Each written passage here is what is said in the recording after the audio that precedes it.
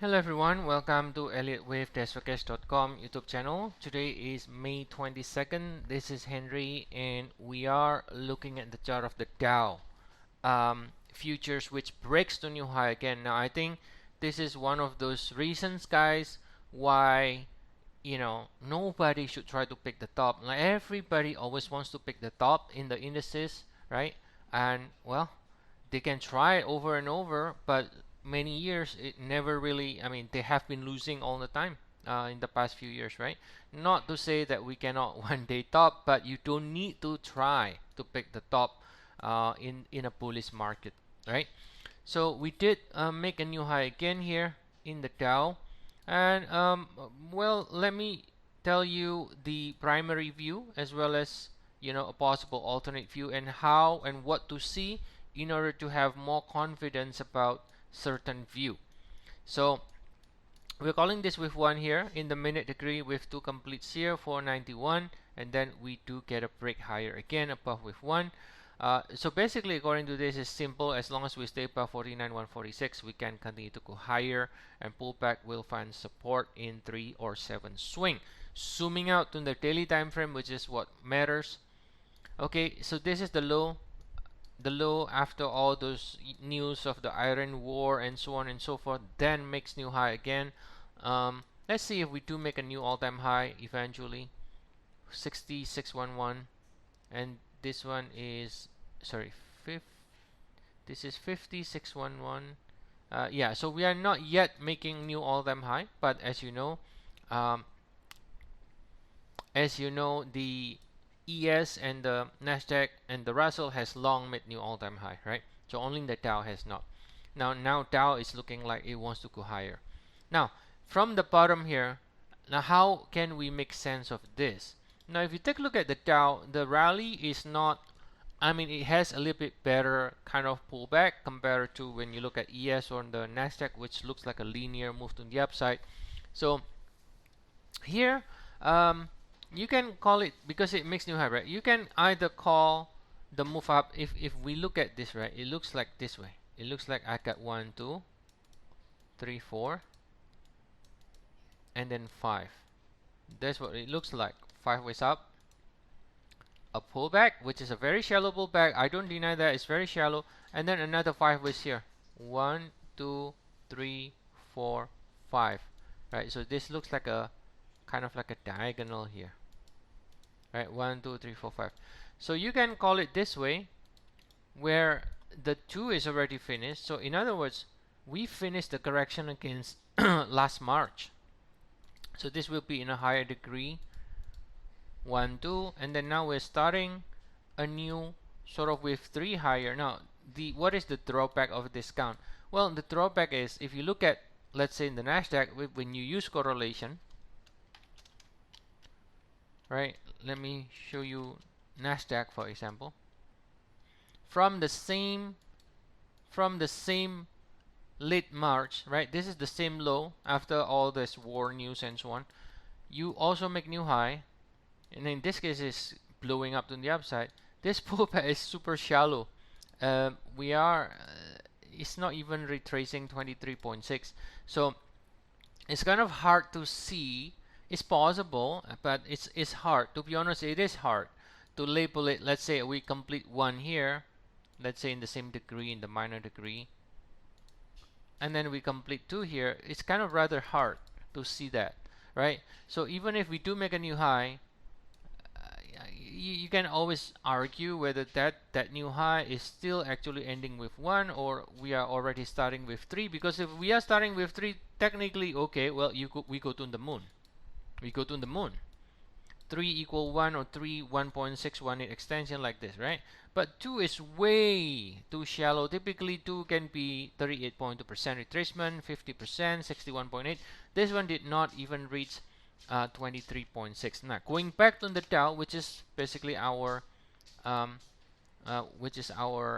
of the day, it's a little bit different. The pullback is not that shallow from the same late March, a bit more well defined. So in this case, it is possible that it is starting with 3 already, okay? But because if you look at other indices that doesn't look like with 3 has started, then that's kind of like the drawback of this idea. I mean, they could differ a little bit in terms of the cycle, right? You can say they should differ because the Dow did not break to new high. Dow and Nasdaq breaks to much higher last time after the low here. So you could argue, yeah, well, their cycle is not totally the same, and therefore it is possible the Dow actually catching up and doing this with 3, for example. So that's true. But and this view also is kind of the more bullish view, right? The more now, bottom line is, don't even try to don't try to think this is the top. Look, we're almost break to new high. I mean, if you're still thinking this is the top, we're gonna crash, and I don't know what to say, right? So we should continue to extend higher. It's just a matter of okay, the extension, how to count it, how to count the extension. It's either we're starting with 3, which is actually gonna be bullish if it is. So you're gonna get 3, 4, 5 and ending 3 here with a 4 and a 5, and so it continues to go up like this. Or the other option is this new high here is still ending with 1. So in other words, you can say something like you know, probably this is 1, 2, right? And this is 3, 4, right? This is 3, 4, and then we are extending in a with 5, right? In which this is 1 or 5, right? So what about this alternate view? I think this alternate view is a possibility. Don't deny that. But I think it still can extend higher even with the alternate view. Shorter cycle shouldn't crash or anything. It can still extend higher with the alternate view. So we could still see 3 in blue, 4 in blue, 5 in blue. So still a few more high even with the alternate view like this, right? And then once we finish once we finish that 5 waves, we're gonna be ending 5 and then 1, and then we will see a bigger pullback in the 2 to correct this entire move before higher again. So then, knowing the alternate and knowing either way it still looks to have more upside anyway, what to see, what to observe, so that we can be a bit more confident about one way or another, one view or another. I think the best way is to look at the momentum. You can see right now we still have a divergence. So as long as you see the divergence, right, you can call the more aggressive view, which is this one. You can call the more aggressive view, which is in the direction of the trend anyway. However, as long as you see the divergence, you still cannot completely rule out that it is just an extension within the same cycle, the same with 1 in the minor degree here, as long as you see the divergence. So you can go down to the 1 hour time frame or 4 hour, and you can also check out the divergence in the 4 hour time frame as well, right? You can see also the 4 hour still has a divergence, right? So as long as we see the divergence, then again you cannot completely rule out that the extension higher is still part of the same cycle, which will be ending with 1 and then see a big with 2 before going up.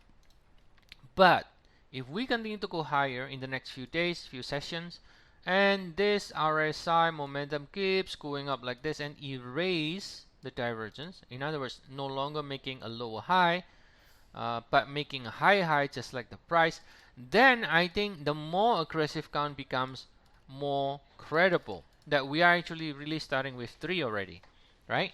So for the time being, I think it doesn't matter that much which way it's gonna go. Even with the less bullish count, like I mentioned, more likely than not, you're still gonna extend higher anyway, even if it is just an extension within with 1. So it still can extend higher, right? So therefore, it doesn't matter that much in the shorter cycle, but in the medium term, look at the divergence, and then if we erase the divergence, we can say that, okay, the 1 2 1 2 like this is actually more credible, and then we can continue to go higher in a more impulsive way. Okay, So that's the update for the Dow futures today. As always, if you want to get more updates, feel free to check our service. We have 14 days trial. The link is in the description of the video. I'll see you all again next time, and have a nice day to you all.